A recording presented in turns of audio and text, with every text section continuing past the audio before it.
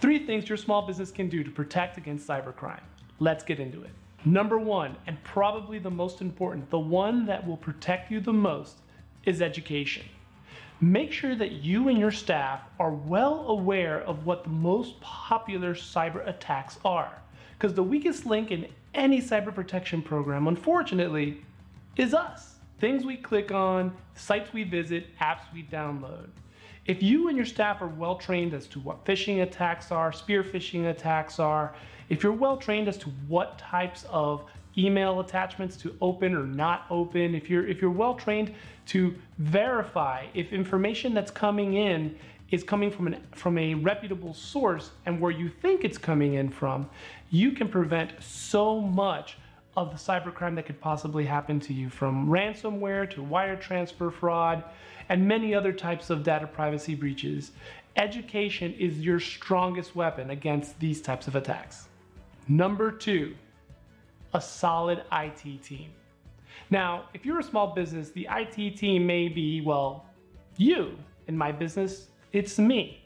But I've done the effort and I've educated myself as to what programs are necessary, what firewalls are necessary, what antivirus is necessary.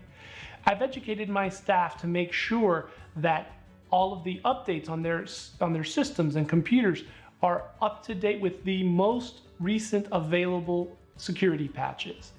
That way, there's less opportunity for known situations to create a cybercrime for me and my business, and would be the same for you. And if you don't have the time or the energy to be able to do it on your own, which most of us probably don't, having a good, solid, outsourced IT team can just make a world of difference in this particular area.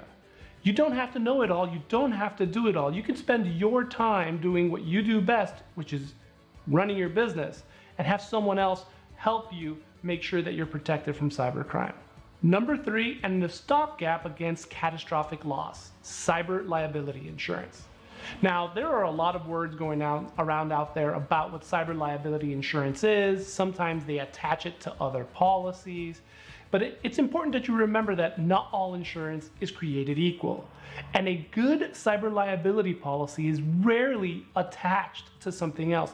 It's usually its own policy form, which is a fancy insurance way of saying it's its own insurance contract that stands alone, even though it may be part of a larger policy, but it stands alone and has its own definitions, its own contract, its own limits. Because the average add-on out there isn't providing things like business interruption coverage, isn't providing things like forensic data recovery coverage, isn't providing ransomware coverage, isn't providing a lot of the most important possible types of financial losses you can have due to cybercrime.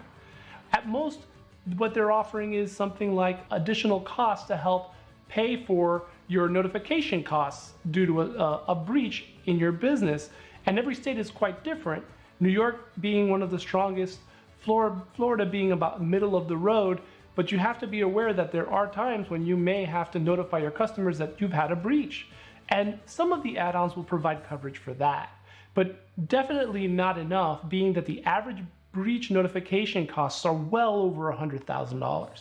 So with these 3 steps, education, solid IT stack, cyber liability, you will be the best protected against cybercrime. Learn more today. Visit deposit.com/cyber for a quote.